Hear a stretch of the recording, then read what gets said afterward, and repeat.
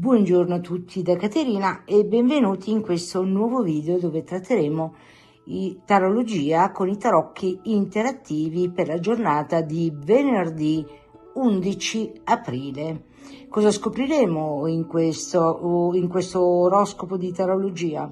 Scopriremo le situazioni che si verificheranno nella giornata e il messaggio a livello spirituale, che cosa è meglio fare per la mia anima, sia a livello spirituale, sia a livello mentale, che sia a livello fisico. Inoltre il messaggio: cosa posso fare in questa situazione, che cosa devo tenere a mente sia a livello spirituale, sia a livello mentale e a livello fisico.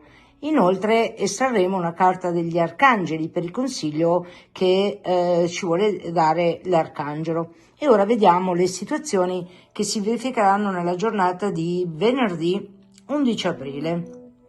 Allora, abbiamo estratto Saturno. Saturno lo conosciamo, il signore del karma, il signore degli anelli,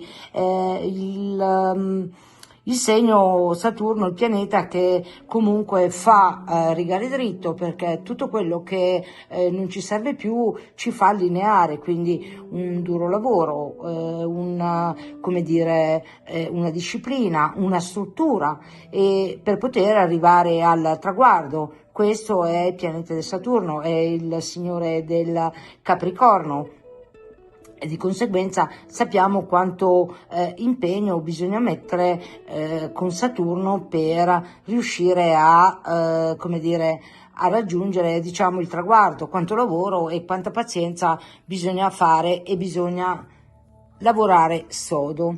Ma vediamo un attimino il segno è il segno del Toro, governato da Venere, la dea della bellezza, dell'amore, dell'affettività, ma anche dell'arte, della musica, e di conseguenza è un segno di terra, concreto, molto lento, ma molto resistente purtroppo anche a un cambiamento. Diciamo un attimino un po' cocciutello il segno del Toro. E vediamo che cosa ci indica proprio dove arriveranno le situazioni. Le situazioni arriveranno proprio nella casa di origine della famiglia, quindi tutto quello che ha a che fare con la casa, con le radici familiari, bisogna lavorare su con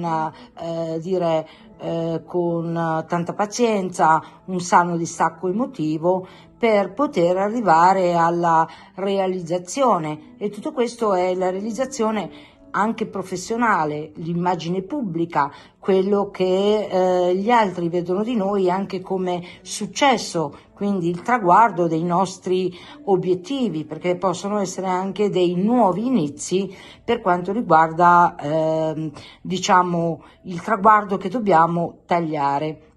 Ma ricordiamoci che tutto questo parte proprio da noi, dalla nostra immagine, da quello che pensiamo di essere, o se pensiamo anche onestamente e con maturità, con sano distacco, noi ci arriveremo, però dobbiamo essere in coerenza con la nostra immagine e anche nella relazione, diciamo, anche con gli altri. Questa è la sfida che la giornata dell'11 aprile, venerdì, ci sta ponendo. In questa settimana noi avremo comunque, in questa giornata avremo anche un'intelligenza, diciamo, pratica, una certa adattabilità, quindi che possono uscire anche dalla nostra intuizione, con l'aiuto di Saturno e Toro e la quarta casa. Come risultato